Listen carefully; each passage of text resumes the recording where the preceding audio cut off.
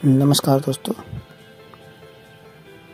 लगातार मुंशी प्रेमचंद जी की कहानियाँ आप सुन रहे हैं आपके इस फेवरेट यूट्यूब चैनल पर। और आज अगली कड़ी पे हम लेकर के आए हैं बहुचर्चित कहानी मुंशी प्रेमचंद जी की। इसके बारे में आपने कहीं ना कहीं ज़रूर सुना होगा। इस कहानी का नाम है पूस की रात। तो कहानी ज़्यादा देर ना करते हुए कहानी शुरू करते हैं। और यदि चैनल पर नए हैं तो चैनल को सब्सक्राइब करें, लाइक ज़्यादा से ज़्यादा करें ताकि ज़्यादा से ज़्यादा लोगों तक ये वीडियो पहुंच सके। तो कहानी शुरू होती है यहाँ से। हल्कू ने आकर स्त्री से कहा, सहना आया है, लाओ जो रुपए रखे हैं उसे दे दूं, किसी तरह गला तो छूटे। मुन्नी झाड़ू लगा रही थी, पीछे फिरकर बोली, 3 ही रुपए हैं, दे दोगे तो कंबल कहाँ से लावेगा। माघ पूस की रात हार में कैसे कटेगी, उससे कह दो फसल पर दे देंगे, अभी नहीं। हल्कू एक क्षण अनिश्चित दशा में खड़ा रहा, फिर पूस सिर पर आ गया।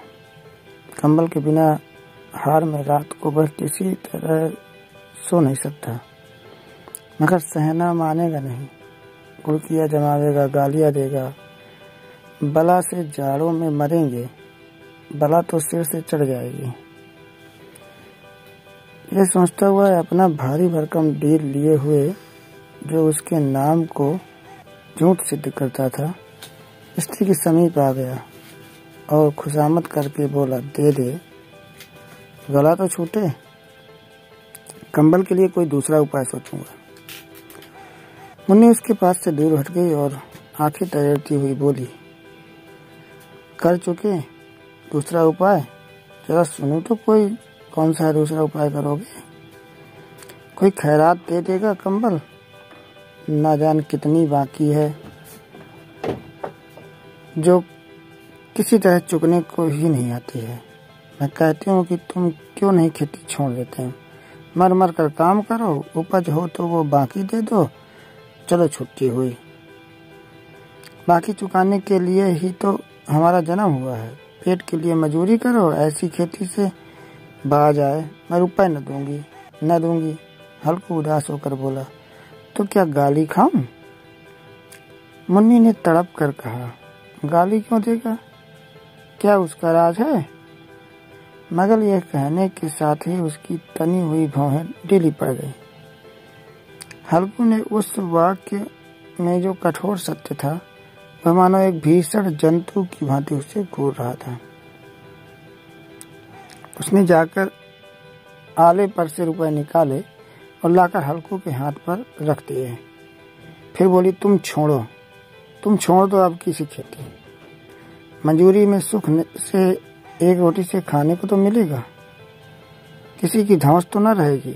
अच्छी खेती है, मजदूरी करके लाओ, वह भी उसी में झोंक दो, उस पर धौंस। हल्कू ने रुपए लिया और इस तरह बाहर चला मानो अपना हृदय निकाल कर देने जा रहा हो।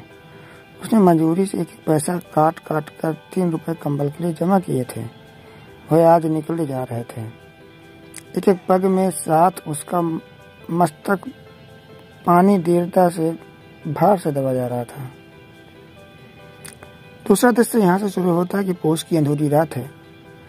आकाश पर तारे भी ठिठुरते हुए मालूम होते हैं। हल्कू अपने खेत के किनारे ऊख के पत्तों की एक छतरी के नीचे बांस के खटाले पर अपनी पुरानी गाढ़े की चादर ओढ़े पड़ा हुआ कांप रहा था। खाट के नीचे उसका संगी कुत्ता जबरा पेट पे मुंह डाले सर्दी में कूं कूं कर रहा था। 2 में से एक को भी नींद नहीं आ रही थी। हल्कू ने घुटनियों को गर्दन में चिपकाते हुए कहा, क्यों जबरा, जाड़ा लगता है। कहता तो था कि घर पे पुआल पे लेट रहा, तो यहाँ क्या लेने आए थे। अब खाओ ठंड, मैं क्या करूं। जानते थे मैं यहाँ हलवा पूरी खाने आ रहा हूँ, दौड़े दौड़े आगे आगे चले आए, अब रो नानी के नाम को। जबरा ने पड़े पड़े दुम हिलाई और अपनी कूकू को दीर्घ बनाता हुआ कहा, कल से मत आना मेरे साथ, नहीं तो ठंडे हो जाओगे। यह राण पछुआ न जाने कहाँ से बिफर ली आ रही है। उठूं फिर एक चिलम भरूं, किसी तरह रात तो कटे। 8 चिलम तो पी चुका हूँ। ये खेती का मजा है। और एक भगवान ऐसे पड़े हैं जिनके पास जाड़ा आए तो गर्मी से घबरा कर भागे। मोटे मोटे गद्दे, लिहाफ, कंबल, मजाल है कि जाड़े को गुजर हो जाए। जगदीर की खूबी, मजूरी हम करें, मजा दूसरे लूटे। हल्कू उठा, गड्ढे में से जरा सी आग निकाली, चिलम भरी। जबरा भी उठ बैठा। हल्कू की चिलम पीते हुए कहा, चिलम पिएगा? जाड़ा तो क्या जाता है, हाँ जरा मन बदल जाता है। जबरा ने उसके मुंह की ओर प्रेम से छलकता हुई आंखों में देखा। हल्कू, आज और जाड़ा खा ले। कल से मैं यहाँ पुआल बिछा दूंगा, उसी में घुसकर बैठना, न जाड़ा लगेगा। जबरा ने अपनी पंजों अपनी गुरनियों पर रख दिए और उसके मुंह के पास अपना मुंह ले गया। हल्कू ने उसकी गर्म सांसें लगी। चिलम पीकर हल्कू फिर लेटा और निश्चय करके लेटा कि चाहे कुछ भी हो अब की सो जाऊंगा। पर एक क्षण में उसके हृदय में कंपन होने लगी।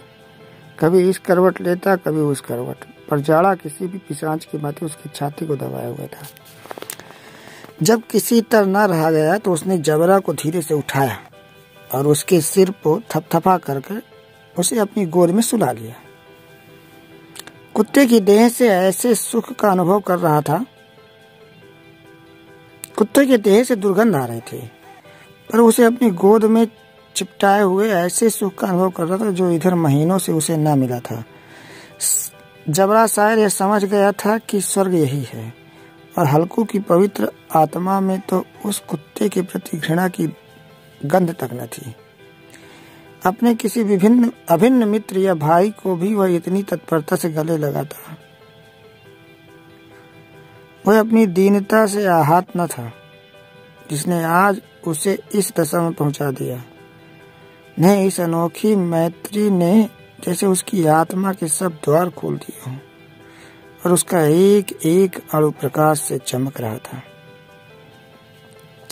सहसा जबरा ने किसी जानवर की आहट पाई। इस विशेष आत्मीयता ने उसमें एक नई स्फूर्ति पैदा कर दी जो हवा के ठंडे झोंकों को तुच्छ समझती थी। वो झपट कर उठा और छपरी के बाहर आकर भौंकने लगा। हल्कू ने उसे कई बार चुमकार कर बुलाया, पर वह उसके पास न आया। हार में चारों तरफ दौड़ दौड़ कर भौंकता रहा। एक क्षण के लिए भी जाता तो तुरंत ही दौड़ता। कर्तव्य उसके हृदय में अरमान की भांति ही उछल रहा था। 1 घंटा और गुजर गया। रात को शीत की हवा में धकधकाना शुरू किया। हल्कू उठ बैठा, दोनों घुटनों को छाती से मिलाकर सिर को उसमें छिपा लिया। फिर भी ठंड कम न हुई। जान ऐसा पड़ता था कि सारा रक्त जम गया है। धमनियों में रक्त की जगह हिम बह रही है। उसने झुककर आकाश की ओर देखा। अभी कितनी रात बाकी है। 70 अभी आकाश के आधे भी नहीं चढ़े थे। ऊपर आ जाएंगे तब कहीं सवेरा होगा। अभी पहर से ऊपर रात है। हल्कू ने खेत से कोई एक गोली के टप्पे पर आमों का एक बाग था। पतझड़ शुरू हुई थी। बाग में पत्तियों का ढेर लगा हुआ था। हल्की ने सोचा कि चलकर पत्तियां बटोरूं और उन्हें जलाकर खूब तापूं।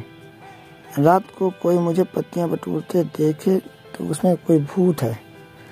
कौन जाने कौन जानवर छिपा बैठा हो, मगर अब तो बैठे नहीं रह जाता। उसने पास के अरहर के खेत में जाकर कई पौधे उखाड़ लिए और उन्हें का झाड़ू बनाकर हाथ को में सुलगता हुआ उपला लिए बगीचे की तरफ चला। जबरा ने उसे आते देखा, पास आया और दुम हिलाने लगा। हल्कू ने कहा, अब तो नहीं रह जाता जबरू, चलो बगिया में पत्तियां बटोर कर तापें। टाँटे हो जाएंगे तो फिर आकर सो जाएंगे, अभी तो बहुत रात है। जबरा ने कू कू करके सहमति प्रकट की और आगे बगीचे की ओर चला। बगीचे में खूब अंधेरा छाया हुआ था। अंधकार में निर्दय पवन पत्तियों को कुचलता हुआ चला जाता था। वृक्षों की ओस की बूंदें टप टप नीचे टपक रही थी। एकाएक एक झोंका मेहंदी के फूलों की खुशबू लिए आया। हल्कू ने कहा, कैसी अच्छी महक आई जबरू, तुम्हारी नाक में भी तो सुगंध आ रही है। जबरा ने कहीं जमीन पर एक हड्डी बड़ी मिल गई, उसे चिचोड़ रहा था। हल्कू ने आग जमीन पर रख दी और पत्तियां इकट्ठा करने लगा। जरा देर में पत्तियों का ढेर लग गया। हाथ ठिठुर जाते थे, नंगे पांव गले जाते हैं और पत्तियों का पहाड़ खड़ा कर रहा था। इसी अलाव में वह ठंड को जलाकर भस्म कर देगा। थोड़ी देर में अलाव जल उठा। उसकी लौ ऊपर वाले वृक्ष की पत्तियों को छूकर भागने लगी।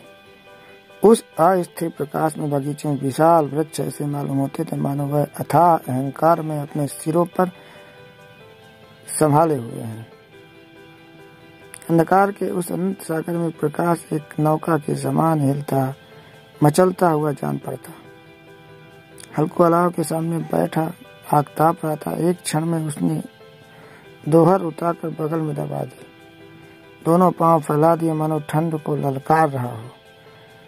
तेरे जी में जो वाय कर, ठंड की असीम शक्ति पर विजय पाकर वह विजय करता गर्व को हृदय में छिपा न सकता था।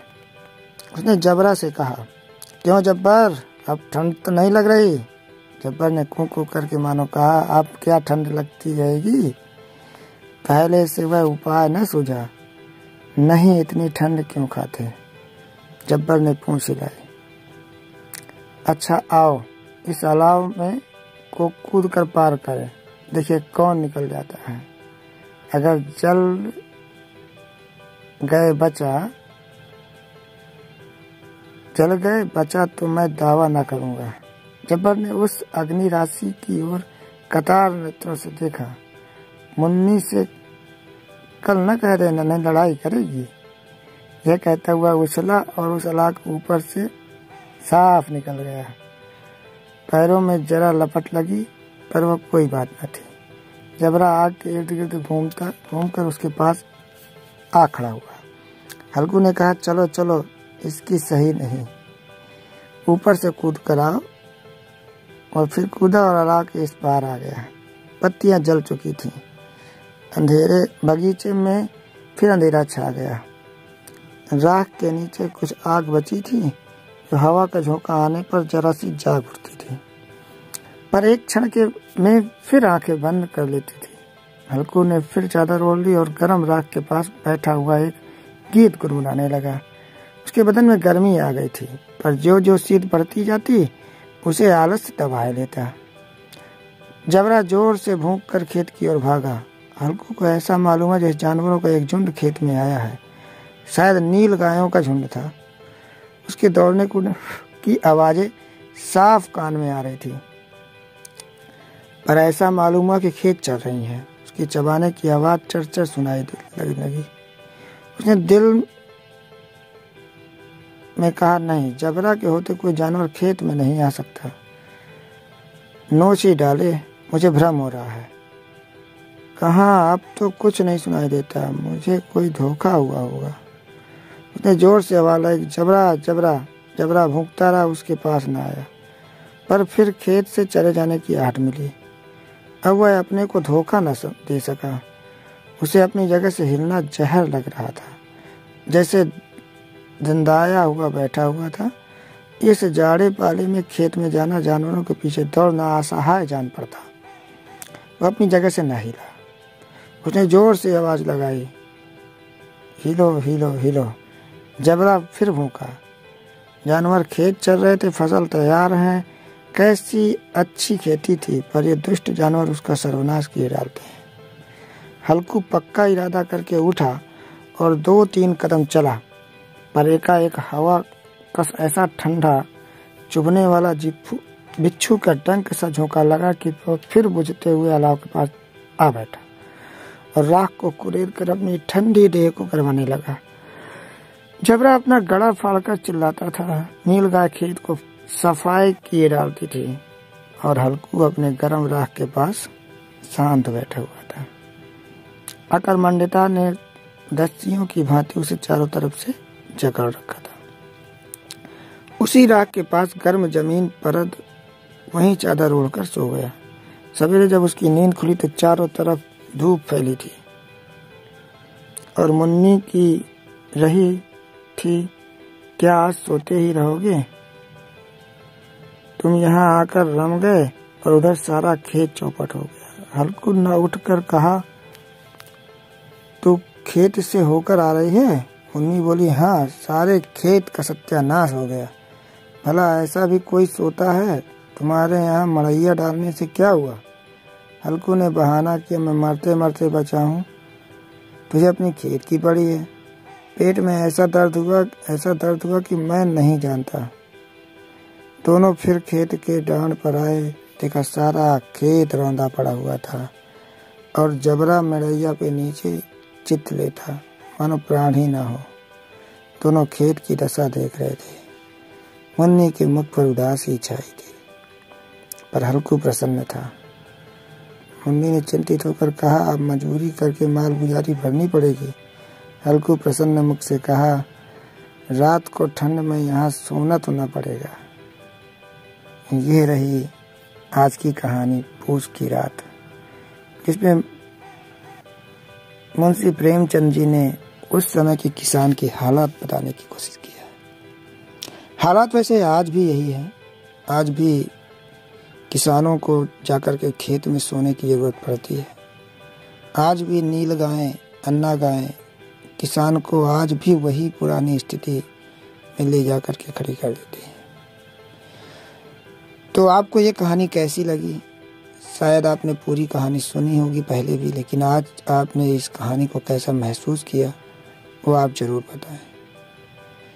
मिलती रहेगी अगली कहानी आपको लगातार इस वीडियो पे, इस चैनल पर। तब तक के लिए धन्यवाद। मिलते हैं अगली नई कहानी में जल्दी ही आपके साथ में। नमस्कार।